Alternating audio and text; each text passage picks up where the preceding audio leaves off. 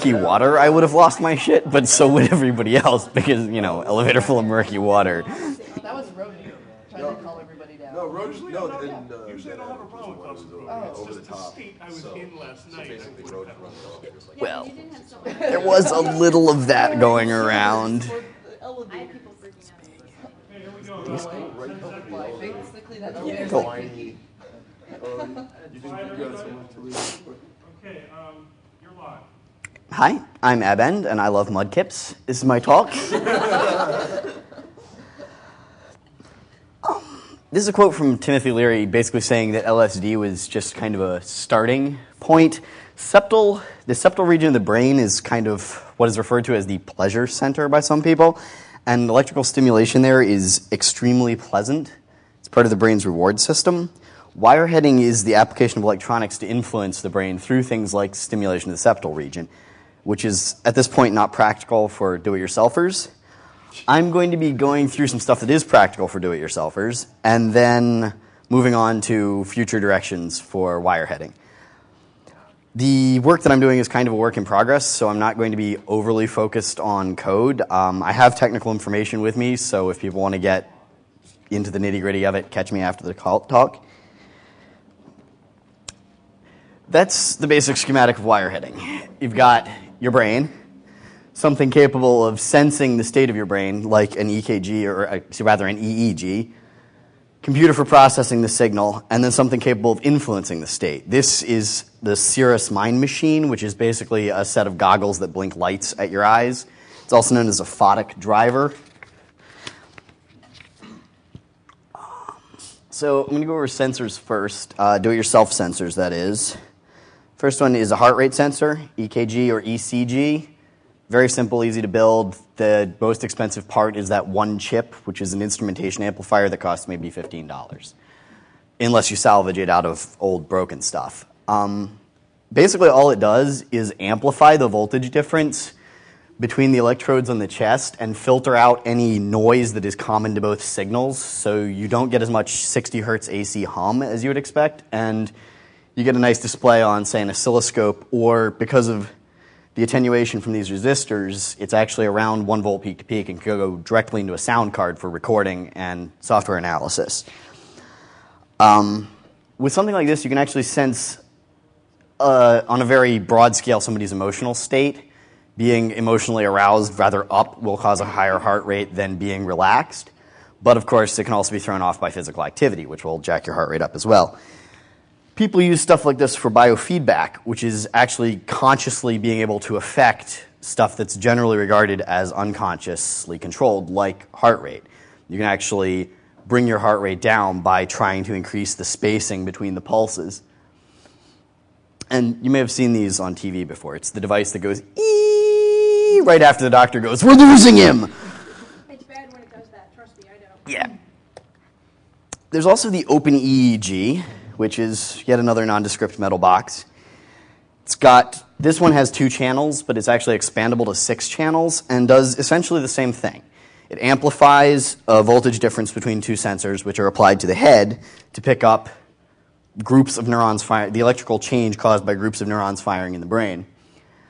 A filter to basically cut off everything above, I want to say designed for 50 hertz, because while there is brainwave activity above that level, there's also a whole lot of interference from power lines, 60 hertz in the US, 50 hertz everywhere else. And it also includes an analog to digital conversion stage so that it can just throw the data over a serial port to a listening computer. And there is something of a software environment around this for monitoring what brainwaves are being produced, sorting them out according to frequency. There's not a lot of software, though, for driving effectors like the blinking light goggles, and that's what I'm aiming to fix. Influencers like the blinking light goggles, there are a variety of types, are used to drive brainwaves. Essentially, if you have oscillators that can influence each other, they'll tend to fall into synchrony. The oldest example that I'm aware of is that if you run a pair of clocks on a shelf, they'll actually be able to influence each other slightly through vibration and will eventually fall into sync, assuming they're not disturbed by anything else, like being wound regularly. This is a very early brainwave synchronizer. It actually says brainwave synchronizer in like old font. Beta range, alpha range, and delta range settings, and a brilliant strobe light. Nowadays we have LEDs, which make it a lot easier. A lot of the hobbyist ones use red LEDs because red actually gets through the eyelids very well. There are a bunch of companies that will sell you for multiple hundreds of dollars goggles with a variety of LEDs, and they generally toot being able to change color as a feature. I'm not sure that it's as important as being able to change frequency, which is pretty easy under software control, or with these devices, they also have a little control box. I'm writing a little bit of software for driving goggles, basically just driving them off the parallel port, that will interface with the EEG. The intent being that I can put the EEG on, find out what the dominant frequency of my brainwaves is, and then drive the goggles at just under or just over that frequency to try to move to a different range in a kind of controlled and gradual manner, as opposed to just slapping the goggles on and waiting for something to happen. Interestingly, just slapping the goggles on does cause something to happen. You end up getting patterns, swirling colors, blinking lights. I've heard people say that they saw an eye looking at them, that they could see their hands, which is kind of a trick when you're wearing opaque goggles and have your eyes closed. This is a quote from Brian Geisen, who was a beat poet, an artist, developer of the data cut-up technique, friend of William S. Burroughs, also a friend of Ian Somerville and Dr. W. Gray Walter, who did a lot of work on brainwaves. He was driving in Marseille in France, ran through a long avenue of trees and had his eyes closed but was looking towards the sun, so the trees would interrupt the light coming by, and saw a swirling storm of colors. That works. I've done it. Don't do it while you're driving. Get somebody else to drive. Interestingly, Buddhist tradition holds that Buddha was enlightened after 7 days meditating under a tree. So one might theorize that the light interrupted by the branches of the tree, if one were prone to trivializing other people's religions, caused visions. Which actually look remarkably like this. This is a Buddhist mandala held to be a conceptual map of the universe. It bears a striking resemblance to something called a form constant, which is the sort of patterns seen, especially in closed-eye visuals from hallucinogens and from the goggles, and is generally caused by stimulation of an area of the visual cortex in patterns caused by the underlying structure of the visual cortex rather than by external stimuli. So essentially, the visual cortex is across the back of the head. And if you were to, say, stimulate banks of nerves in rows, you would see something remarkably like a tunnel of swirling light, which is exactly what you see with the goggles, or, I'm told, with hallucinogens. Of course, I've messed it up for all of you by telling you what you'll see. The expectation is very powerful in terms of developing the visuals. At one point I was wearing the goggles and everything appeared to be swirling in one direction. So I held my hands up like this. This is with my eyes closed and with opaque goggles on, so I couldn't even see my hands. I went like that. And of course, since I expected that it would alter the direction of the swirl, it actually did. Everything stopped and then swirled in the other direction. So there's a lot of your own conscious influence there. Flashing lights have had other effects. I'm sure you all heard about this. In Japan rather. There was an episode of Pokemon called Godo Denshi Pyragon or something like that, where they were in a computer. And Pikachu unleashed its electrical attack, which looked like this, only with the red switching to blue at a frequency of 12 hertz, which is, I believe, around the edge of the alpha to beta brainwave frequency transition. Some people had seizures. The actual number of people influenced is unknown at this point because the media picked it up and there was a whole lot of people who had symptoms not caused by this but by mass hysteria. The symptoms of photosensitive epilepsy are closer to seizures, tonic-clonic or absent seizures, people locking up or beginning to twitch violently. The symptoms of, yes? This is related news. Some guys attacked the... Yes, this actually came out recently. There was a group of griefers posted to an epilepsy forum a whole bunch of images and JavaScript that blinked at frequencies calculated to cause seizures and to do things like take over people's computers and display on the full screen so that they saw nothing but seizure-inducing visuals. There was at least one person who locked up for several minutes until her son saw what was going on, turned her away from the computer, and shut it off. Yeah, so it's gone to, hey, look, instead of just pissing people off, you can actually attack them through the internet. Nobody died, but it's entirely possible that somebody would, for example, be standing up, lock up, fall down, clock themselves on a coffee table on the way down, and that would be the end of them. Congratulations, you just killed someone through the internet. It's actually pleasant. Yes? How long do you have to look at the image for it to cause a seizure? I don't know. Depends brain to brain. Yeah, it will vary on the person. The question was, how long do you have to look at an image to have seizures? There are some people who are sufficiently sensitive that strong patterns are enough to trigger a seizure. There are other people who are undiagnosed until they slap goggles on and the only thing they can see is blinking lights. Most strobe lights in clubs are actually constrained from going below a certain frequency by law because otherwise somebody might walk into the club and have a seizure.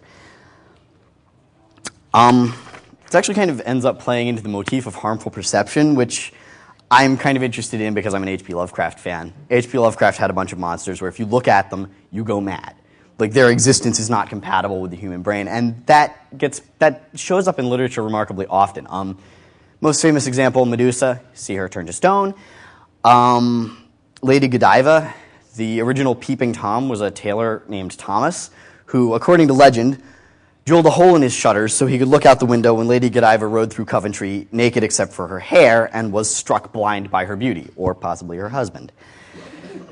In the Bible, in the Judeo-Christian Bible, that is, seeing God is fatal. Like, there is essentially a quote, no one shall see God and live. God always appears behind clouds or in forms that are not his true form, as it were. And certain religions don't even say certain names of God, using, for example, Hashem, which means the name, and I've just terribly mispronounced, and Tetragrammaton, which basically just means four-letter word, instead of a four-letter word for God. If you want to look this up, the slides have tons of notes. They link to the Wikipedia page, which has like a bojillion examples. It's a curiously recurring phenomenon. There's also some good science fiction stories that way. Moving away from the eyes to the ears, there's something called a binaural beat, which is binaural meaning two ears or two hearing apparati.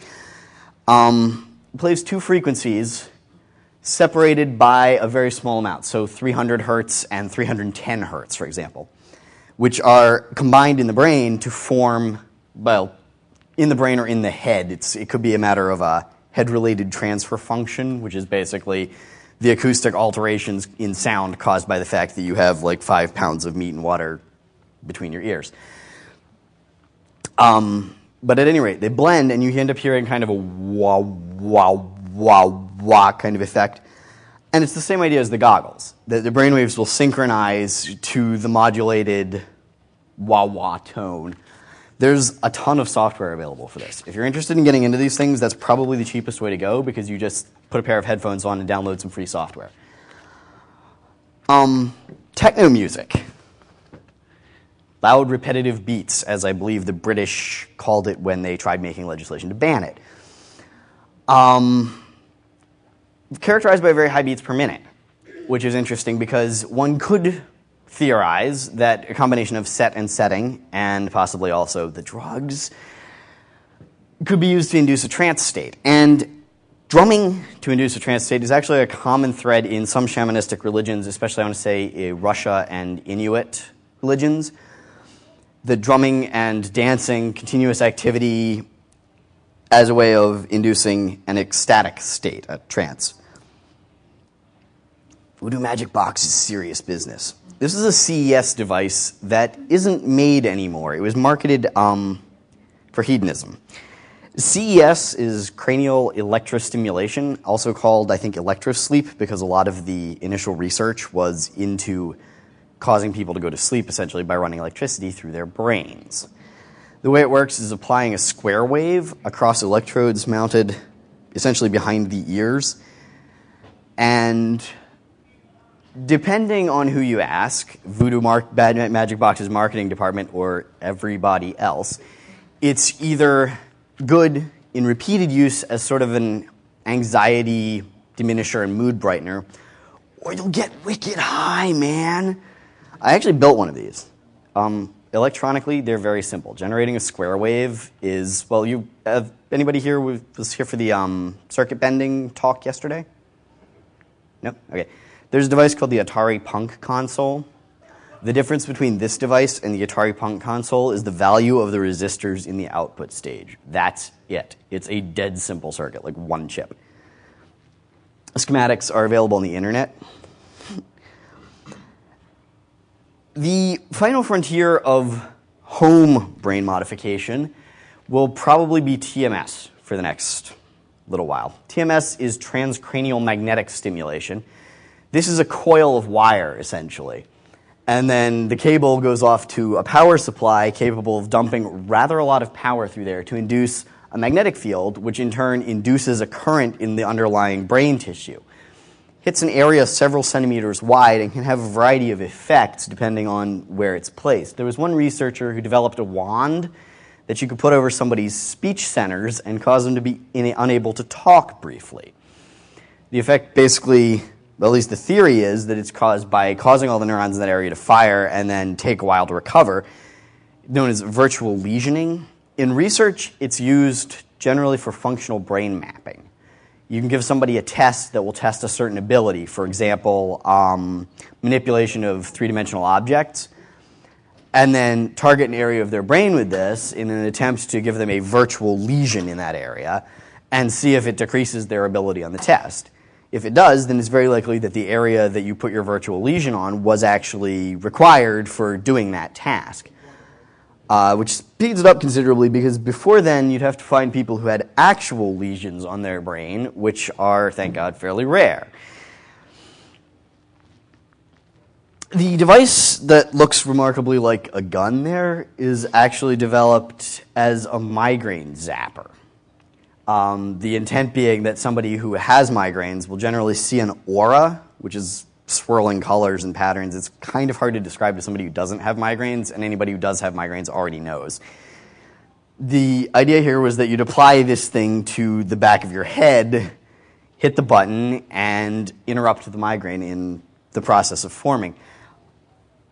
People claim it works, but it's not exactly available to home users. Regulation of this sort of thing is a very weird thing in the US. Drugs are highly regulated. You end up with having to do tons and tons of trials, not only prove that the drug is harmless, but that it does what it says it does and that it doesn't do a variety of other bizarre things. Medical devices get kind of a free pass. If you don't make any medical claims, you can sell anything you want to anybody, and if they get hurt, well, they can sue you, I guess. If you're actually making medical claims, the primary thing you have to do is prove to the FDA that the device won't immediately harm someone. That's kind of a weird distinction when it comes to brain tampering because, for example, TMS hasn't been around very long. There aren't any long-term cases of people who have been using TMS a lot yet. And if there is something wrong with it, we won't know for a while. Excuse me, what's that thing called? The gun thing? The gun thing was, I believe they were calling it a migraine zapper. It's basically, if you search around for TMS, and I can find the actual link to that, that's the researcher that developed it, demonstrating that you can... I get killer migraines, so I was just curious. Building one of these at home, bit tricky. You need to be good at handling high voltage, high current electricity. If you've ever built a Tesla coil, I think this would probably be of similar level of complexity. So if you haven't, build the Tesla coil first. It'll impress all your friends. Closing the loop is bringing the sensors and the effectors together, talking to each other in an attempt to basically automate doing all this stuff. That's what I was working on, and I don't have a huge amount of code because I ended up having to write a presentation. I have a little bit. I'm glad to go into it, but it's, it's code. It's a lot of typing. It's not terribly exciting. I'd rather go into other methods of influencing the brain, some of which you can also do at home, but they didn't exactly fall into the sensor effector loop that I was talking about. Lucid dreaming is one of them. That's dreaming, but being aware that you are dreaming and in conscious control of your dreams. The guy looking like wearing electronics on your face is serious business is Philip Tyrone from Make. Make has had how to build goggles, how to do mushroom farming, and how to grow plants hydroponically in a variety of issues. This may be the Californian influence, but the device he's wearing is basically 2 lights pointed at the eyes, a timer, a battery, and a turn-it-on switch. And that's all it is. If you turn it on and then go to sleep, 90 minutes or so later, it blinks a light at you. That's your cue to do a reality check. If you're dreaming and you do something like look at your watch, allegedly digital displays look like nonsense, or you might be able to do something like, gee, can I fly? No, I must be giving a presentation instead of dreaming that I'm giving a presentation. There are more complicated versions. You can get ones, for example, that monitor light reflection from the surface of your eyes to determine if your eyes are moving, and then if you're in REM sleep, they'll blink the goggles, and it's your cue to do the reality check. You can also just do it by discipline and training and not have to buy a bunch of equipment, but capitalist system, people will sell you anything they think you'll buy. Sensory isolation is another way of messing with your senses with multiple applications. The device up here is a float tank, which is basically a bathtub, insulated and sound deadened, full of water containing usually a lot of Epsom salts to make it more dense and to allow people to float in it. And the point being that you go into this thing and float in silence and without a lot of visual, auditory, or tactile stimulation, and drift into a relaxed state. This guy, on the other hand, is in Guantanamo Bay and has mittens that prevent him from feeling anything, blacked out goggles, mask, earmuffs. That's very bad. Sensory deprivation is very dependent on set and setting. If you're in your own home, dressed in your bathing suit, smiling and happy, it can be very, very relaxing. If you're surrounded by people with guns who hate you and tend to sick dogs on people, it's not going to be relaxing. In fact, it's torture. People debate this, but no, it's torture. There's no two ways around it. I mean, I'm sure that ask any of these people, they're not relaxed. The first episode of The Twilight Zone was about that. Oh. If anyone's seen the Where is Everybody episode. Oh. There's literally like a dozen episodes of The Twilight Zone that are all about that. Well, it comes up in pop culture a bunch of places. Twilight Zone, also the movie Altered States, which was, it turns into a monkey, turns into a blob. No, relaxing in a tank will not turn you into a blob. This was actually kind of, when I say based on a true story, I mean there was a researcher named John C. Lilly who did a lot of work with float tanks. He also eventually did a lot of work with talking to dolphins and is regarded as something of an eccentric. This was a video that was very popular on the internet, I believe, a year and a half ago. The guy in the background has a remote control, and the woman in the foreground has a galvanic vestibular stimulator, which basically runs electricity through the inner ear. The difference between it and the CES device, the cranial electrostimulation, is pretty simple. It's a DC power supply rather than a square wave. What it causes is a sense of being unbalanced that you can't correct by moving. So if you apply this to somebody and you have the positive terminal on one side and the negative terminal on the other side, I believe they move towards the negative terminal. They feel like they're falling the other way and they compensate and keep compensating because it doesn't work. If you have a remote control, you can change which way they try to compensate and drive them around like a toy car. This isn't the kind of mind control you would want if you were, say, an evil government, because you can't really compel them to do anything. Like, you can sort of make them stumble about, but you're not going to get Manchurian candidate assassins or anything this way, because you can't compel them, for example, to put the device on, or get out of bed in the morning, or remain standing up when you start driving them around. This is really only good for awesome governments. Pardon? You got a question? Question then? that kind of thing where if you are sufficiently self-disciplined and you say, okay, my inner ears are doing weird stuff, maybe the room is spinning, but I can look and see the horizon. Can you disassociate the visual and the vestibular? I've never done it. I have one person in front saying no way. It's like if you're really, really drunk because something chemically is going on with your brain, you can try and tell yourself, oh, I'm not going to fall over. But if your brain is it's like if someone has vertigo, they can tell themselves all they want, I'm not going to fall over, but they will fall over because your brain, unfortunately, because the way the brain is, there's actually more than one part. So it can trump anything you think, unfortunately, is how it goes. And remaining upright is kind of a basic level thing. So moving beyond stuff, anything that I just showed, you could conceivably build. The galvanic vestibular simulator is kind of an academic project. There are schematics and whatnot, designs available for it, if you want to, drive your friends around or give them nausea. Moving beyond stuff that you can do at home, well, you could make implants. No, not their implants. An implant designed for spinal pain, back pain. There was a researcher developing this device that would essentially stimulate the spine via implanted wires for cases of back pain that were unresponsive to pain medication and surgery.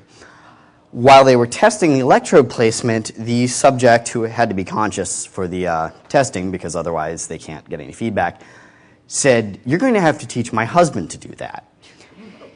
Slams on her husband aside, they had found a spot on the spinal column where stimulation causes a sensation similar to an orgasm. I'm not sure if you've seen this movie, but the thing on his arm is an orgasm gun. And if you haven't seen the movie, go see it. It's hilarious. The thing is, the marketing for this and the testing is a little bit weird. I'm sure some of you are going, he doesn't know, nerd. But the social construction of sex is such that male impotence tends to get underreported. Or impotence is probably a bad word, but orgasmic dysfunction. Possibly because virility is viewed as an aspect of manliness. A guy who can't perform, and I use the term perform informedly because there is a very much performance element to male sexuality, at least in the cultures that I'm familiar with. And the implanted orgasm stimulator, when they were going for tests, requested only women for the testing, not men. They didn't get a lot of takers, actually. They got so few takers that they couldn't run the tests. The sample size was too small. But the spinal column is not really a gender-specific organ. The device should work just as well on men as with women. They just didn't occur to them that men might want something like that. The Dalai Lama on brain implants. Brain implants are probably going to remain outside of the range of do-it-yourselfers, at least until AIs and surgical robots catch up. Even then, it's weird. Brain implants have been researched since, I want to say, for quite some time. There was a lot of research done by Delgado and Heath in the 50s with deep brain implants. And deep brain implants are very curious in that the behavior evoked by stimulation is a lot more integrated with the real situation surrounding the stimulatee. By which I mean, if you stimulate the motor cortex, you'll get emotion. Basically, you'll trigger something like somebody moving their arm or twitching their finger or kicking their leg, that's craning their neck. But every time you stimulate the same spot, you'll get the same action, and it will be kind of regardless of, for example, them trying to do something else at the time or them trying to avoid, say, obstacles. If you make them move their arm, they'll knock things over.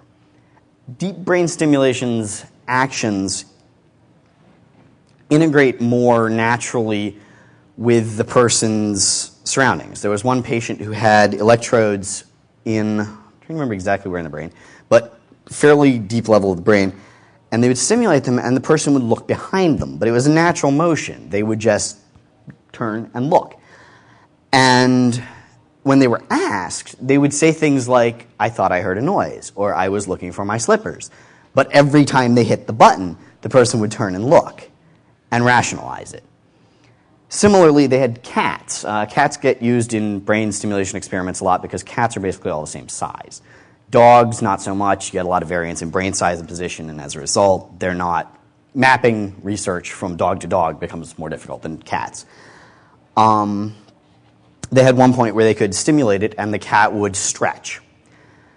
But they wouldn't stretch if they were doing something else, like jumping, until they cranked the stimulation level up to a certain point. So they would be able to resist until the stimulation went over a certain level, and then they wouldn't, and would do something like stretching midair and totally fluff their landing. Even more creepily, they can evoke emotions. There was obviously the pleasure center, septal electrodes and whatnot, but they also found points where they could evoke murderous rage.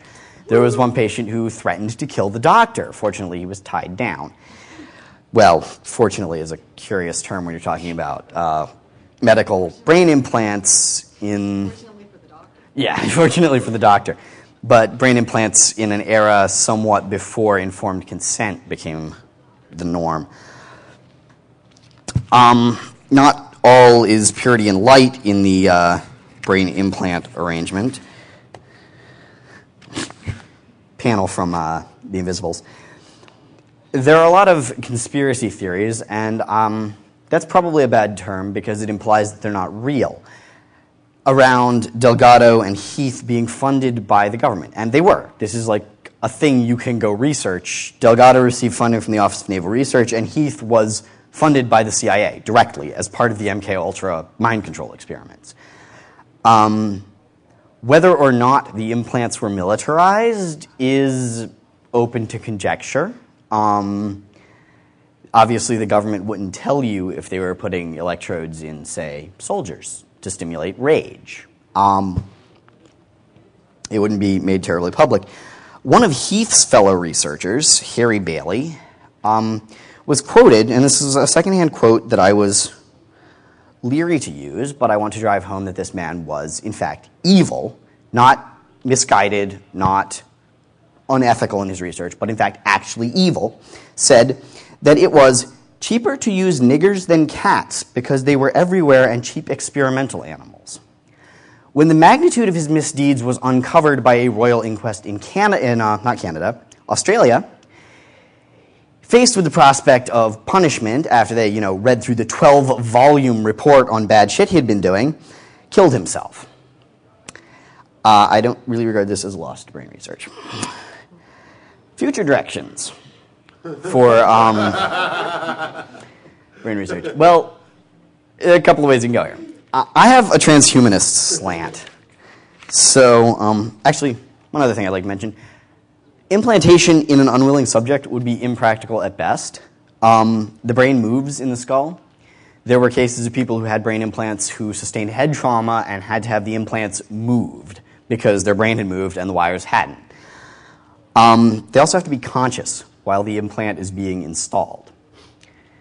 So if you think for a minute about what that entails, that means being wide awake under local anesthetic while they drill holes in your skull and run wires into your brain. The reason for this is that they need feedback. They'll hit the wire and they go, how do you feel now? Hit it again, how do you feel now? Change the voltage, how do you feel now? It would be a very memorable experience. On to the future. There's a bioethical stance called abolitionism that's heavily informed by utilitarianism and is dedicated to the use of bioengineering, medical science, to the elimination of unwanted suffering. They're basically regarding unwanted pain and turmoil as an engineering problem. Among other potentials for this research is the ability to subvert something called the hedonic treadmill. The hedonic treadmill is basically the fact that people have a certain set point level of happiness. There are people who will be sad more or less whatever happens to them. There are things that will bring them up for a while, and then they'll return to their base level. This is actually borne out by research. There are people who, for example, win the lottery, and you would think, well, now they have no worries. They have all the money they'll ever need. They don't have to worry about work. They don't have to do things that suck for money. But after a year or two, they return to just as happy as they were before they won the lottery, just in a bigger house. Being able to crank the set point up is arguably possible at this point, but there are problems. For example, it could be over-applied or applied before it's ready for prime time. This happens. Electroconvulsive therapy and lobotomies spring immediately to mind as a couple of things that work in certain cases as a last resort, but when they were developed, were adopted with rather too much enthusiasm. Possibly the most famous case is Rose Kennedy, who had a lobotomy, which flattened her affect to the point that she spent most of the rest of her life sitting in a chair. She may have just been not up to the Kennedy level of perfection, not necessarily anything terribly wrong with her, but lobotomies were popular at the time. The other possibility is if we develop the technology for brain interfacing and so forth, that we end up altering ourselves to a point where we are no longer recognizable as human or as something capable of sustaining states that we would regard as valuable. Nick Bostrom, a transhumanist philosopher, has pointed this out in a paper that there are a couple of potentials that people point out are that we'll either outsource everything. For example, if I have the ability to brain interface to a computer, computers are better and faster at math than I am. I can't really take cosine of some humongous number in my head. With a computer, I could. But if I start outsourcing too much stuff, eventually you start losing, you can't say, well, that's Abend. There he is right there. There's no there. You end up with a collection of processes running, but it might not actually mean anything to in the way that we regard a human life or human mind as meaning something, as having a significance or value. The other possibility is that we'll just screw up and lose emotional states that we regard as important these days. For example, perhaps we could actually eliminate sadness, period. Nobody ever gets sad again. Well, sadness does have some value. Like, there are certain times when it's appropriate to be sad. And it would be, I think, a loss to humanity if we eliminated it entirely. I actually have the example of Henri Toulouse-Lautrec written down here. He was an artist. He was also the product of a family tree that had loops in it. His parents were first cousins. As a consequence, he had a variety of medical issues that may have driven him to become one of the best-known post-impressionist painters.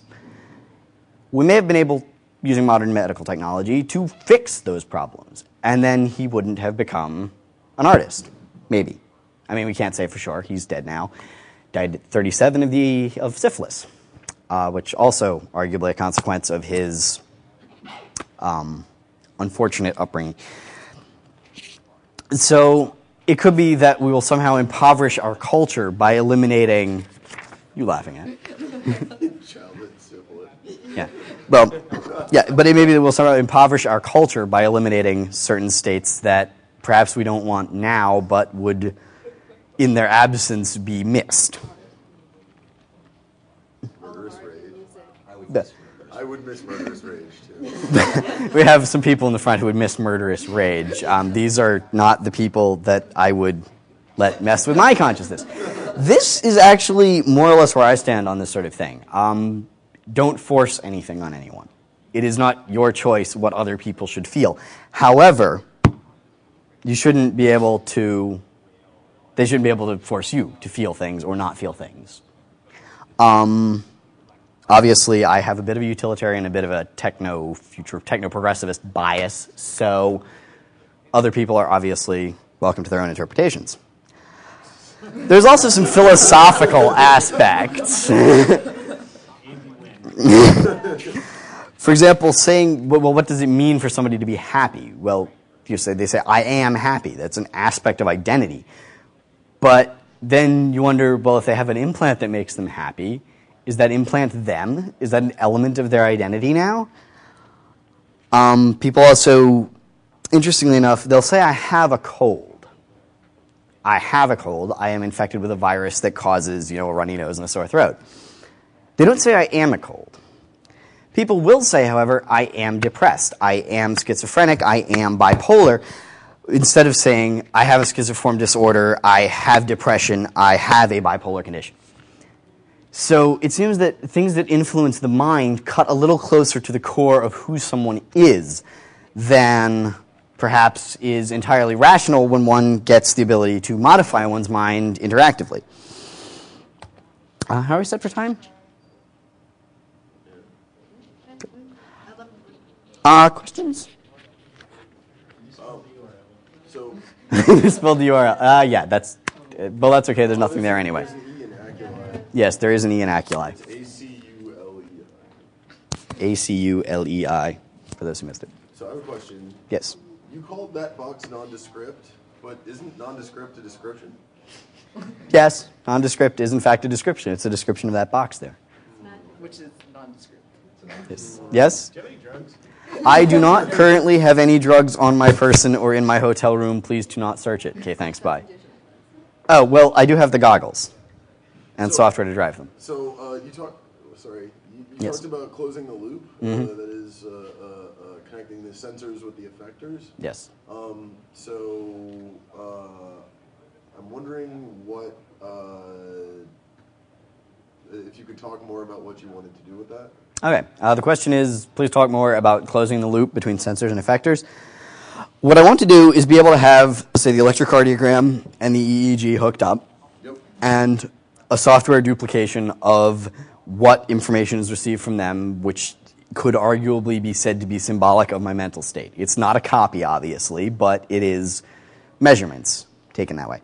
And use those measurements to control programs that are driving the effectors. So if, for example, I want alpha brainwaves to be the predominant frequency in my brain, and I have the EEG running, and I'm up doing something active, thinking consciously about things, focusing, beta will probably be the more dominant frequency. But What's the difference between the brain waves? the difference between the brainwaves I can go into shortly. I have notes on this. Alpha is a more relaxed state, beta is a more active state, essentially, for the purposes of this example. So I can have this detecting what the dominant frequencies are. And then I can have the program that's driving the goggles check the state from the EEG and say, okay, so we're at 14 hertz is fairly high, and we want to move to, say, 8 hertz in terms of hertz, pulses per second. So drive the goggles at 13.5. 13.5, my brainwaves come into synchronization with the goggles, hopefully. The EEG detects that, updates the state. The goggles program detects that the state has changed, drops the frequency again. And ideally, my brainwaves will track the goggles down. And then a timer goes off, say, in the code and says it's time to wake up and starts running it slightly above the dominant frequency, tracking the brainwaves up back into beta and full wakefulness. So that's the sort of thing that I like to aim for. So why would one want to change the brainwaves from one state to another? Why So- would you want to change from beta to alpha or alpha to beta? What is the purpose of The question is, why change your brainwaves? Well, certain brainwave frequencies are affiliated with certain mental states. Beta, like I said, with focus, alertness, active processing. Alpha with relaxation. Theta with, I believe, sleep and kind of hypnagogic states. I have this written down in here. So that's one argument, is that you would simply want to change it in order to affect how your brain is running to do certain tasks better, maybe. If I want to be in beta to write code, or I want to be in theta to fall asleep. The other possibility is that I'm a wirehead hedonist freak that was warned about in the slides there, and I want to get high without the DEA kicking down my door. So that's a possibility as well. Take that as you will. Yay for possibilities? Yes. Do you foresee any legislation preventing wireheading? Or is there any currently? Anti-wireheading legislation. The FDA's regulation of medical devices will curtail some applications from becoming commercial. Argon energy. Yeah, the FDA stepped on a guy named Wilhelm Reich who came up with boxes that he claimed focused a certain type of energy that nobody else could prove existed to cure complaints. And because he made a medical claim that could not be backed up by research, the FDA burned his books. They actually went rather over the top in stopping him. Was it? Okay, so orgone energy. Come on, you talked about the... Yes. Wilhelm Reich's theories were overtly sexual. Orgone energy was the energy of orgasm, essentially, and he was attempting to collect it from the atmosphere and focus it to heal people. Legislation against things like CES devices, it would be possible but unenforceable. Like I was saying, the circuit, there's nothing in this box that you couldn't get at Radio Shack, including the box. Like, it's preventing people from doing it would be extremely hard. Unenforceability, however, has never stopped the U.S. government from outlawing anything. So it would be possible if it became either a social problem or a moral panic could be whipped up against it. Can be used for sex. Yeah, a moral panic in the United States? Never. All right, no more comments from the peanut gallery. So I don't foresee legislation like that happening, but it's a possibility. Why do you think it's not used for medical devices, like as an antidepressant or preventing migraines? Do you think that's like some sort of pharmaceutical conspiracy? The question is, why isn't it more widespread? For example, the use of CES devices, there has been research that said it was good against anxiety and as a mood brightener and as a painkiller. Like ECT. And the question is, well, why hasn't it become more widespread among the medical establishment? Like ECT. Part of it is that there is a certain inertia in a field like that to keep doing what appears to be working. And what appears to be working is drugs, pharmaceutical stuff. Kind of working. However, there is also a financial impetus from the pharmaceutical industry to keep selling drugs. I mean, that's what they do. So could there be a conspiracy theory there? Oh, yes. It might not even be a theory.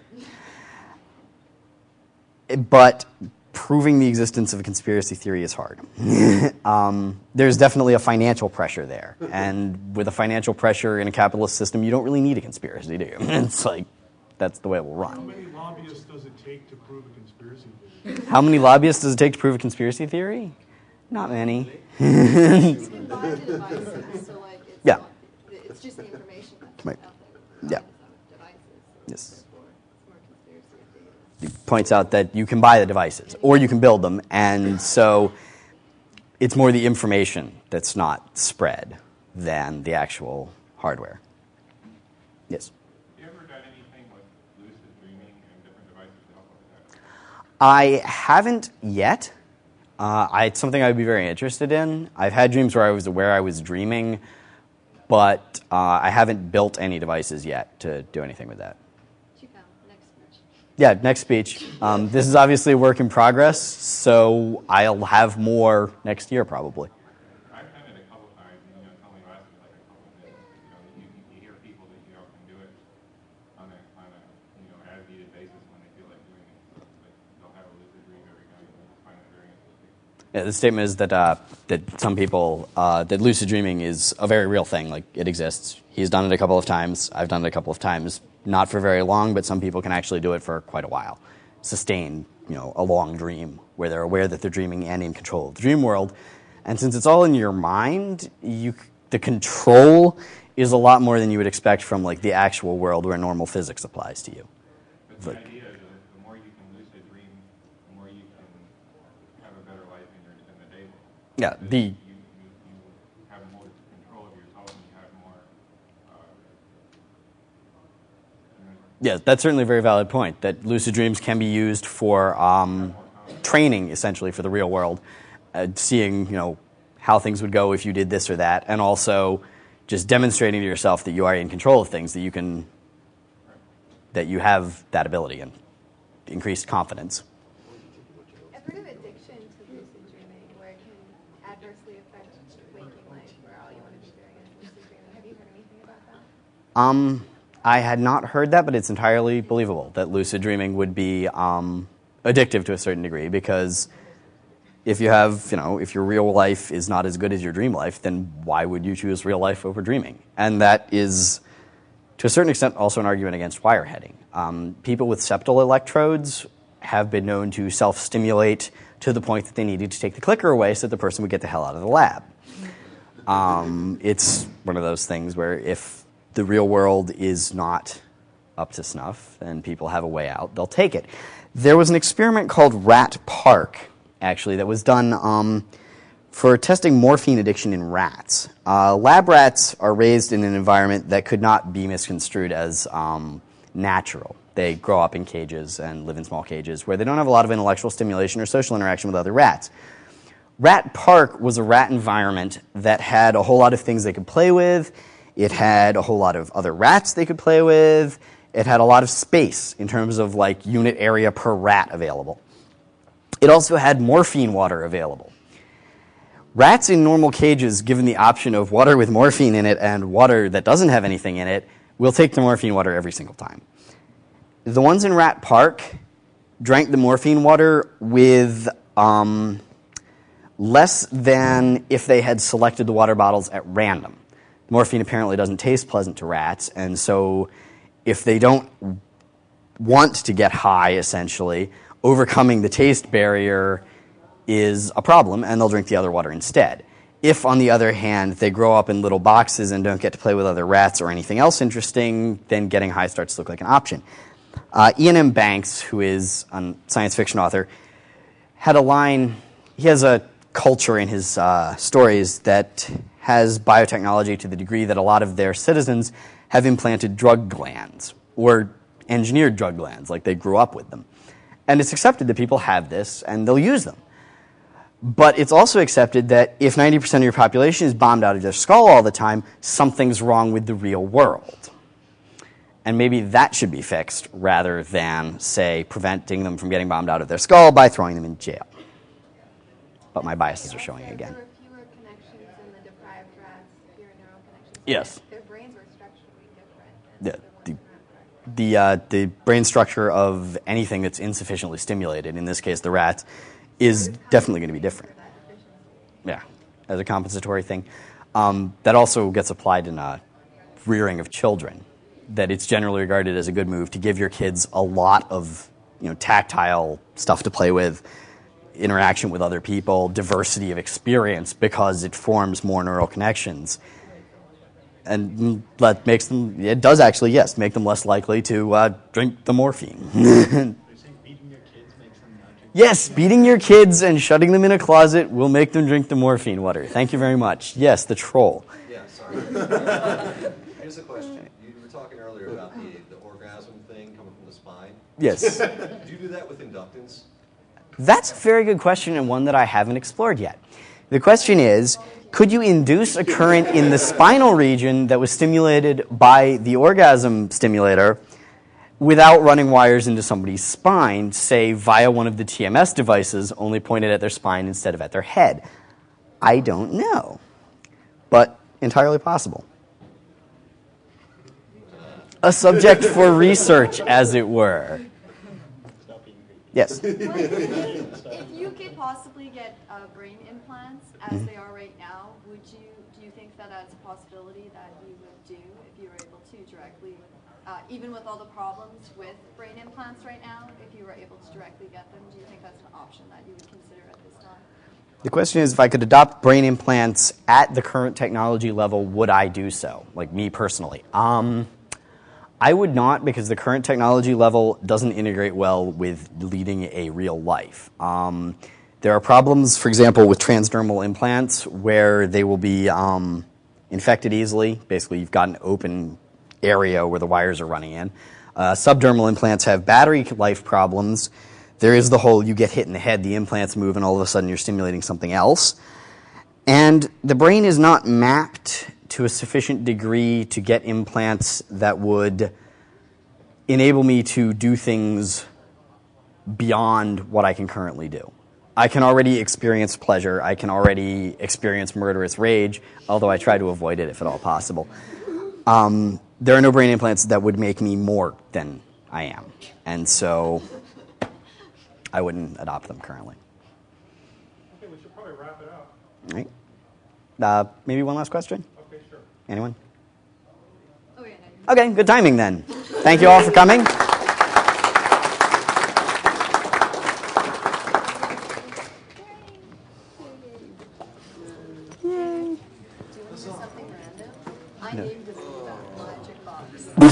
Nice. Tell you everything you'd like to know about it. Well, Hack Canada has like a mirror of their what's it? Of their. My ex-boyfriend. That's how I got into the whole thing. Oh wow, because no. I'm not going to tell you to speak. It's just going to be like, oh god. Yeah, no, like the reason I had Hack Canada up there was that I was emailing like a couple of their guys to be like, do you mind if I steal the code from Mescaline? And they were like, yeah, go for it. Never mention it. Ever. Okay, I'll try to avoid it. Kind of a follow-up question to that last one where would you get implants today? Do you think implants, and of course obviously you're guessing about your own future and the future of the technology, but do you think implants will get good enough in your foreseeable lifetime that you'd want to get them? As a transhumanist, I think my foreseeable lifetime is open-ended.